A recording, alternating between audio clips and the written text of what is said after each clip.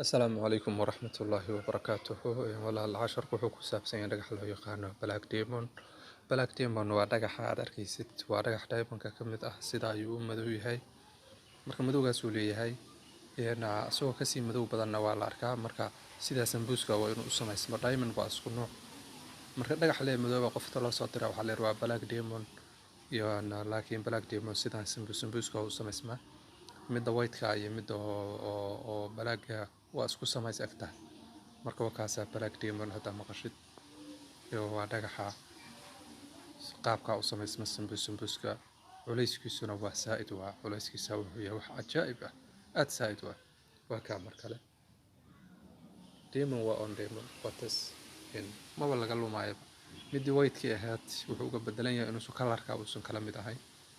marka waa kaasa black diamond hadda maqashid waa dhagaxa waa kaasa